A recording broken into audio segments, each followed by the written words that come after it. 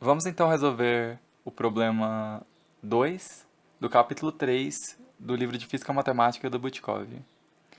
Ele diz que a partir da experiência adquirida no problema precedente, que foi o problema 1, não é difícil encontrar uma solução por inspeção dessa equação diferencial homogênea. E a partir da solução homogênea, a gente acha a solução não homogênea. Bem, se a gente fez o problema 1, realmente não é muito difícil encontrar por inspeção uma das soluções dessa equação homogênea. Isso acontece porque estruturalmente as duas equações que a gente resolveu no problema anterior e nessa são semelhantes. Então a gente consegue ver que essa parte da equação é igual e é essa parte que faz com que a solução anterior seja x, que foi dada no caso. Se a gente observasse com mais cuidado, a gente até conseguiria achar a outra solução, porque a gente consegue perceber por conta dessa estrutura, que se y duas linhas, y fosse igual, tudo isso seria zero. Então, qual é a função que ela é igual à derivada e a derivada segunda dela? Mas como ele citou o problema anterior, eu vou assumir que essa uma solução que ele quer que a gente encontre por expansão é a solução x. Então vamos escrever aqui y igual a x. Mas antes de tudo, a gente tem que lembrar que essa forma que a Edel está escrita não é a forma apropriada para usar essas equações que foram deduzidas no capítulo. Então, a forma apropriada seria essa daqui. Para a gente deixar a nossa EDO dessa forma, a gente tem que dividir ela toda por 1 menos x. Então, a gente fica com y duas linhas, mais x sobre 1 menos x, vezes y' menos y sobre 1 menos x. Isso é tudo igual a zero. Então, com isso, a gente tem o nosso p de x, que é igual a x sobre 1 menos x. Com o p de x encontrado, a gente pode aplicar na equação acima para encontrar o Wroskiano. Então, a gente tem que o Wroskiano é igual a um W0 exponencial de menos a integral de x0 a x de epsilon sobre 1 menos epsilon de epsilon. Essa integral pode ser resolvida usando substituição por u. Então a gente fica com u. Melhor, vamos tirar esse menos para fora. Vai sumir com o menos que está dentro da equação do Wroskiano. Então a gente fica com u igual a epsilon menos 1. Du igual a d epsilon. Então a gente fica com epsilon igual a u mais 1. Então fica a integral de u mais 1 sobre u du. Essa integral, sim, é muito mais fácil de resolver. Então, a gente tem que isso é u mais ln de u. Substituindo por epsilon novamente, a gente fica que isso tudo é epsilon menos 1 mais ln de epsilon menos 1.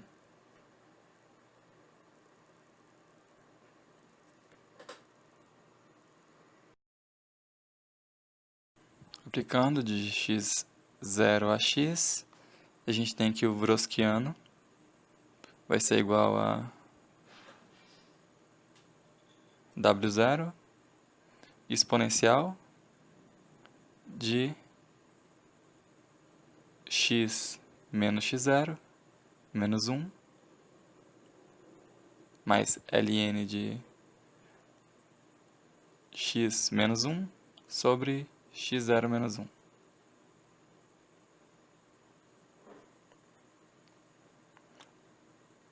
W então é igual a W0. A gente pode tirar as constantes e separar elas em um exponencial separado, fica a exponencial de menos x0 menos 1 vezes a exponencial de x vezes x menos 1 sobre x0 menos 1.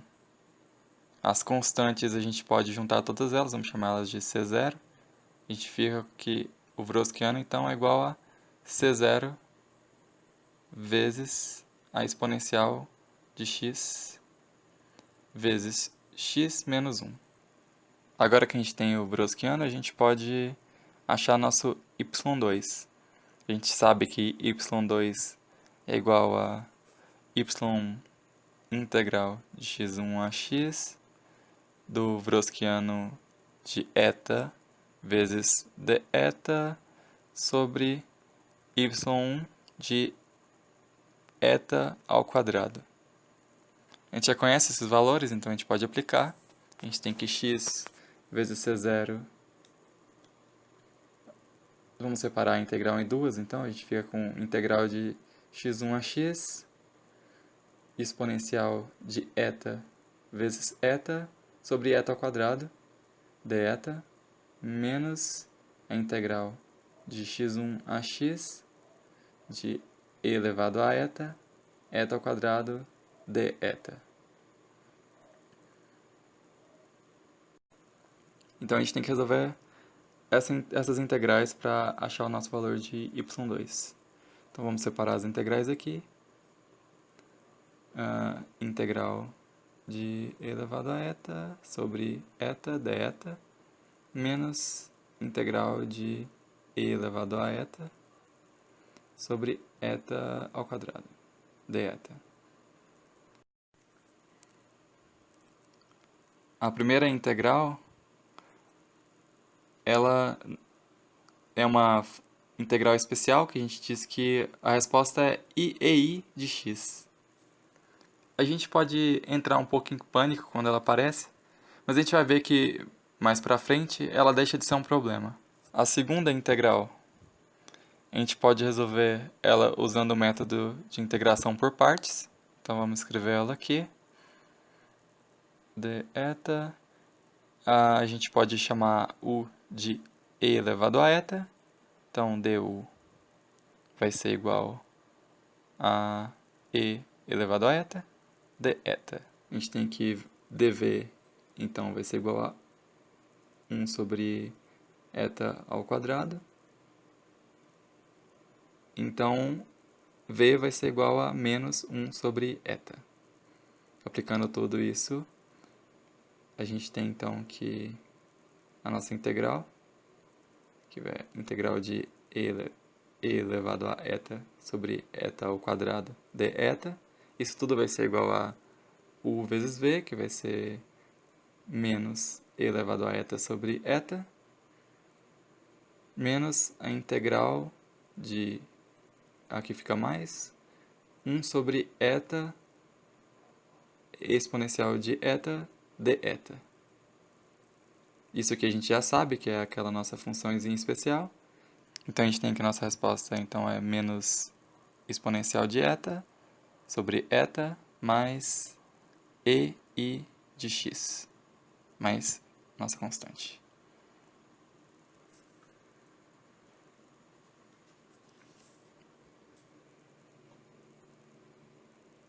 Então a gente tem que y2 vai ser igual a nosso c0 vezes x, integral de x1 a x de e elevado a eta sobre eta d eta, menos a integral de x1 a x de e elevado a eta sobre eta ao quadrado d eta.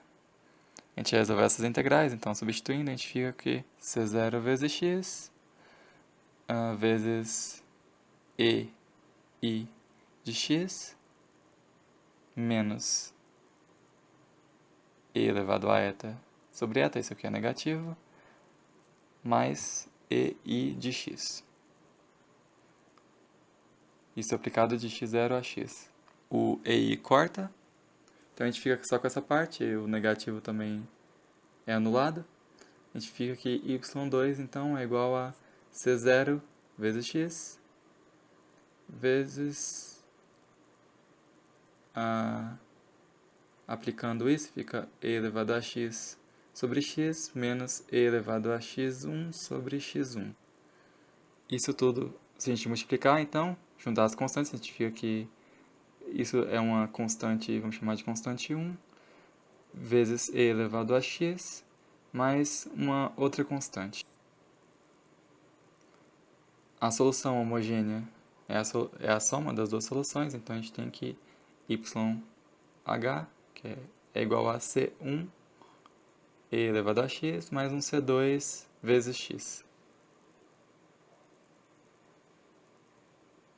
Então vamos resolver a segunda parte do nosso problema, que consiste em achar a solução não homogênea. Antes de tudo, a gente tem que lembrar que a gente não deve usar a nossa EDL dessa forma, a gente tem que passar ela para essa forma aqui, simplesmente dividindo por 1 menos x. E então nosso R não vai ser 1 menos x ao quadrado, vai ser 1 menos x. Com isso sendo feito e com as respostas que a gente obteve na parte 1 do problema, a gente pode substituir nas equações acima e achar os valores de 1 e o 2. Vamos achar 2 primeiro, por conveniência, fica a integral de x2 a x de c1 e elevado a epsilon vezes 1 menos epsilon dividido por c0 vezes e elevado a epsilon vezes epsilon menos 1 de epsilon. A gente pode brincar com um sinal aqui, a gente coloca o sinal para fora, corta aqui, corta ali. Então fica a integral de uma constante, que é fácil de resolver. Então a gente tem que essas constantes vezes x menos x2. Agora a gente vai achar o 1 menos a integral de x1 a x, c2 vezes epsilon, 1 menos epsilon, dividido por c0, e elevado a epsilon, vezes epsilon menos 1, de epsilon. A gente faz a mesma coisa com o sinal, ali fica positivo, corta aqui, fica a integral de x1 a x, c2 sobre c0. Essa integral a gente resolve por partes, fica u é igual a epsilon, du é igual a d epsilon, dv é igual a e elevado a menos epsilon e v é igual a menos e elevado a menos epsilon. Substituindo os valores, a gente tem que o 1 é igual, então, a menos epsilon, e elevado a epsilon, menos epsilon, na verdade, menos integral, esse menos vira mais, e elevado a menos epsilon, de epsilon. Isso tudo é igual, então, a menos epsilon vezes e elevado a menos epsilon, menos e elevado a epsilon, de x1 a x. O 1 então é igual a x1 e elevado a x1 menos x vezes e elevado a x mais, vamos ver, e elevado a x1 menos e elevado a x. Agora que a gente já tem o 1 e o 2, a gente pode achar nossa solução parcial. Então fica y de p é igual a 1 y vezes 1 mais y2 vezes o 2. A gente pode juntar as constantes aqui para ficar mais simples nosso problema. Então a gente fica aqui e elevado aqui é negativo, elevado a x vezes c1 vezes, então vamos juntar as constantes, fica a menos, vamos ver, x e elevado a menos x menos e elevado a menos x. A gente pode juntar as constantes na outra solução também, fica c2x, outra constante b, menos x. Então, nossa solução parcial vai ser, vamos ver aqui, fazendo a distribuição, a gente tem que c1a e elevado a x menos c1x menos c1 mais c2bx menos c2x ao quadrado. A gente pode anexar as constantes de novo. Então, a gente fica a1 elevado a x mais, vamos ver aqui, A2x menos C2x ao quadrado menos C1. A gente sabe que a solução geral do nosso problema é a soma da solução homogênea com a solução parcial. Mas como a gente pode ver ali na solução parcial, ela está enquadrando também a solução homogênea.